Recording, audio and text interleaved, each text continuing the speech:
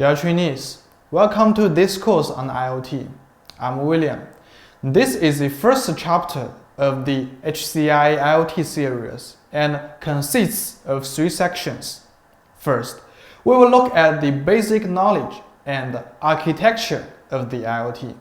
Then, we'll move on to application scenarios of the IoT in related industries.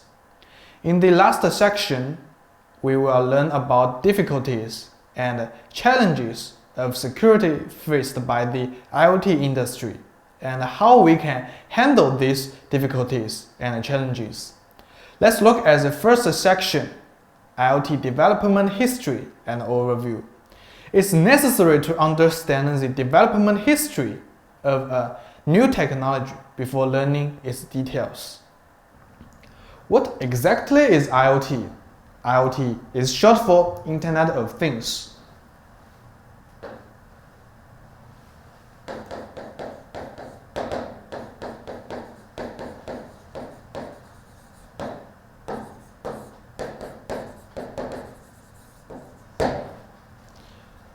IoT is short for Internet of Things, an important part of next generation of information technologies, and an important development phase of the information era.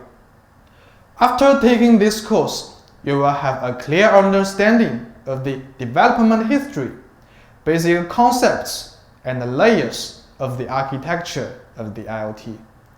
First, let's look at the development history of the IoT. The origin of the IoT can be traced back to the children's room coffee pot in 1991. What's the relationship between a small coffee pot and the origin of the IoT? In 1991, at Cambridge University, there was a computer lab with a coffee pot on the first floor. The British scientists liked to drink coffee in the morning and tea in the afternoon. But because there was only one coffee pot, they would often return empty-handed after going downstairs to see if there was coffee available. This wasted valuable time, so they devised a solution. They monitored the coffee pot using a camera, eliminating the need to go up and down the stairs. This is one of the origins of the IoT. As the time goes by, the Auto ID Center in America first proposed the concept of the IoT in 1999.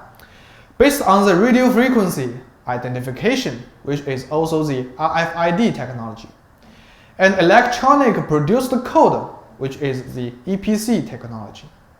At the 2005 World Summit on the Information Society, the International Telecommunication Union discussed the concept of the IoT and revised its definition. In 2009, then Chinese Premier Wen Jiabao proposed the idea of sensing China in Wuxi. This could be regarded as the beginning of the IoT enlightenment in China. In 2015, Chinese Premier Li Keqiang signed and released Made in China 2025, which can be seen as representative of China's IoT policies. Next, let's look at the 2 key parts of the IoT development process. One of them is the evolution of NB-IoT standards. NB-IoT, Narrowband Cellular IoT Communications Technologies, is a new technology for low-power, wide-area networks, which is the LPWA here. We will explain this technology in detail in another course. This course is important, but why? The network requirements of the IoT field are different from those of mobile phones or other fields. What are the major network requirements of the IoT field? First, the network coverage must be large. If the construction cost of the base station is the same, the total cost will be lower if the network coverage of the base station is large, because fewer base stations are required. In addition, the power consumption must be low. Once IoT devices are placed, they can't be charged daily, and their batteries can't be charged frequently. Otherwise, the cost will be too high. Batteries need to be replaced only once every several years or more than 10 years to effectively reduce costs. IoT devices transmit and receive data. The size of data packets is small, so the requirements for latency are not high. Therefore, NB-IoT is suitable for IoT devices and is very important for the IoT industry. NB-IoT standards were initiated in September 2015, frozen in June 2016, and are still evolving. Another key event is the commercial use of 5G. We may know more about 5G than NB-IoT. As the latest generation of cellular mobile communications technology, 5G has attracted a lot of attention. However, some people may think that 5G is merely a technology used for communication between people, and will be confused about the relationship between 5G and the IoT. Not only can 5G provide faster data transmission rates for our mobile phones, but it can also be used in fields such as Internet of Vehicles, which is IoV, to provide ultra-low latency and ultra-high data transmission rates for applications. I will talk more about 5G in other courses. Next, let's look at the development of IoT industry. We can classify IoT applications into three types: consumer-driven, policy-driven, and industry-driven. First, let's look at consumer-driven applications. Consumer-driven applications align with our daily lives. They are used in products such as smart bands, VR devices, smart speakers, and shared bicycle. Policy-driven applications are a series of IoT applications promoted by government agencies, helping them better manage cities. These applications include smart security, smart city management, and smart street lamp management applications. The main purpose of these applications is to help city managers manage cities and provide better public services. The last type is industry-driven. This type of applications is mainly oriented to consumers for commercial use. Customers directly use IoT technology in business, such as smart factories. They can collect the production data from robotic arms or machine tools and analyze it to maximize its use. This type of applications is also used in IoV, smart logistics, and smart agriculture. That's all for the development history and current development of IoT technology. Now, let's look at the overview and architecture of the IoT. We will look at the overview of the IoT first. Let's see how different websites and organizations define the IoT. In a word, IoT is an internet where all things are interconnected. This sentence actually contains two meanings. One is that the essence of IoT is an internet. IoT is a technology designed based on internet technologies. The other meaning is that things connected to the IoT are not just our computers and mobile phones. They can be a variety of things around us, such as air conditioners and refrigerators. IoT technology aims to help us connect all things to the internet. IoT aims to build an information connection between things. Since the advent of the internet, people have become closer to each other, and people around the world can communicate with each other more easily. In the era of information explosion, what we see on the internet can be described as data. you can see that the IoT is actually a data service technology. To build such an IoT world, the connected things or devices need to be smart enough to understand our needs and provide us with more intelligent services. Now, let's look at the layers of the IoT architecture. This is the most important part of this course. Our courses are also designed based on this architecture. From top to bottom, we can divide the IoT architecture into 4 layers: application, platform, network, and sensing. Let's analyze the architecture layer by layer from the bottom. The sensing layer is the layer of things. It contains various types of sensors, chipsets, and modules in various industries. This layer is used to collect data and process signals.